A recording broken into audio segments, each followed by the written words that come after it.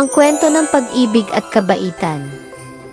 Sa manyebeng puso ng Evergreen Glade, ang bisperas ng Pasko ang pinakahihintay na gabi ng taon. Lahat ng hayop, malalaki man o maliliit, ay nagtitipon sa paligid ng matayog na Great Fir upang ipagdiwang ang diwa ng pagmamahal at pagkakaisa. Ang pinakainaabangan ng gabi ay ang pagsisindi ng sinaunang bituin ng Pasko, isang makinang na palamuti na ipinamamana sa bawat henerasyon. Ang liwanag nito ang sumisimbolo sa espiritu ng Pasko, pag-ibig, kabaitan at pagkakaisa. Ngayong taon, abala ang lahat sa paghahanda. Si Joey, ang matalinong kwago, ang nangangasiwa sa dekorasyon, si Grizz, ang mabait na oso, ang naghahatak ng mga troso para sa bonfire, at si Bubble, ang masayahing ardilya, ay abala sa pagtakbo-takbo.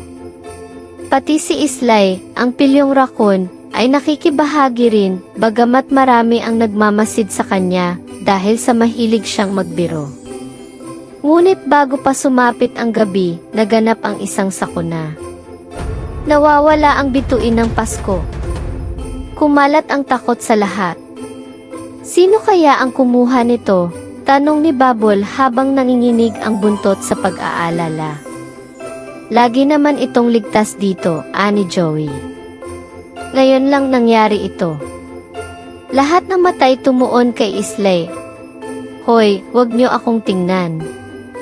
Pilyo man ako, pero hindi ko kailanman gagalawin ang isang mahalagang bagay tulad ng bituin. Kahit nagpaliwanag si Islay, nanatili pa rin ang hinala nila. Para linisin ang pangalan at mailigtas ang Pasko, voluntaryo siyang tumayo. Tutulungan ko kayong hanapin ito. Sinong sasama? Nagkatinginan sina Joey, Bubble at Grizz at tumango. Tutulong kami, sabi ni Joey. Masyado itong mahalaga para ipagpaliban. Sinundan nila ang mga bakas ng paa papalayo sa Great Fir.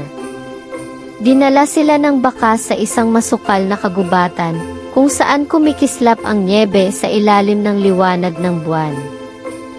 Habang naglalakad, maraming balakid ang humadlang sa kanila. May isang nagyayelong ilog na humarang sa daraanan nila, ngunit gumawa si Grizz ng tulay gamit ang isang natumbang kahoy. Sa isang madilim na kuweba, nakita ni Joey ang kislap ng mga bagay na inakalang ang bituin, pero mga yelo lang pala. Habang mas lumalalim sila sa kagubatan, nagsimula silang panghinaan ng loob. Nawala ang saya ni Bubble at bumagal ang hakbang ni Grizz. Paano kung hindi na natin ito mahanap? Tanong ni Bubble ng mahina. Si Islay, na kilalang mapagbirong hayop, ay nagpakita ng seryosong panig. Hindi tayo pwedeng sumuko. Ang Pasko ay hindi lang tungkol sa bituin, ito'y tungkol sa atin na magkasamang nagsusumikap kahit mahirap. Napalakas ang loob nila ng kanyang mga salita, kaya nagpatuloy sila. Sa wakas, natagpuan nila ang isang lumang punong kahoy sa dulo ng kagubatan. Sa loob nito, naroon ang bituin, ngunit ito'y basag at wala ng kislap.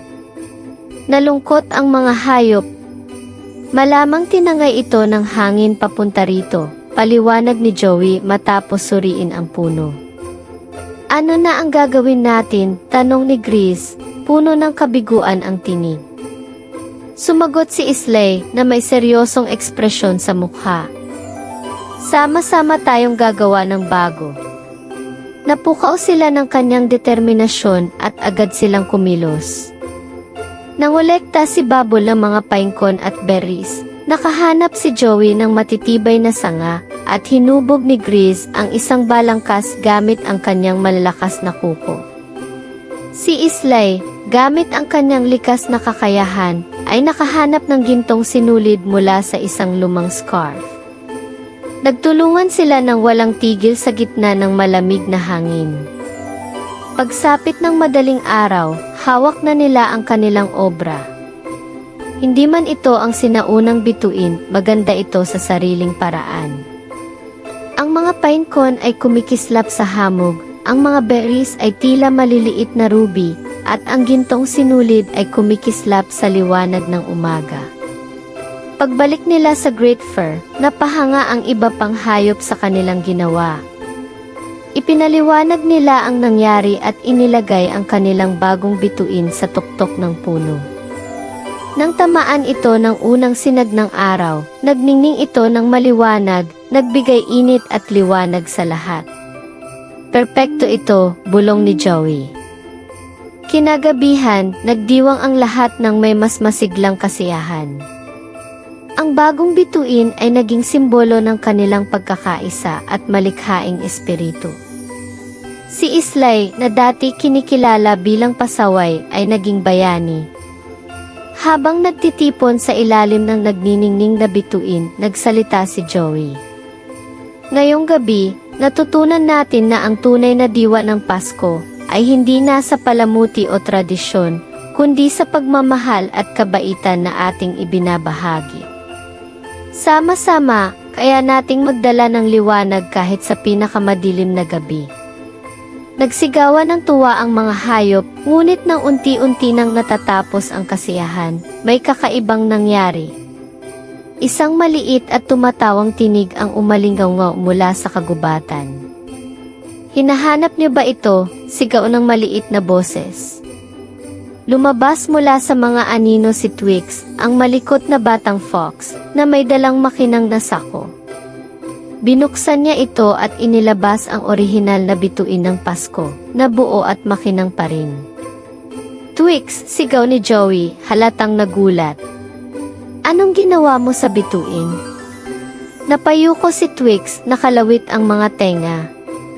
Gusto ko lang malaman kung mapapansin niyo kung wala ito. Hindi ko sinasadyang sirain ang Pasko. Natawa ng malakas si Islay. Mukhang hindi lang ako ang pasaway dito. Sa halip na pagalitan si Twix, inimbitahan siya ng mga hayop na makisali sa pagdiriwang. Inilagay nila ang orihinal na bituin katabi ng kanilang bagong gawa at magkasama itong nagningning ng mas maliwanag. Simula noon, naging bahagi ng tradisyon ng Evergreen Glade ang dalawang bituin, bilang paalala ng kasiyahan ng pagtutulungan at ng malikot ngunit masayang diwa ng Kapaskuhan.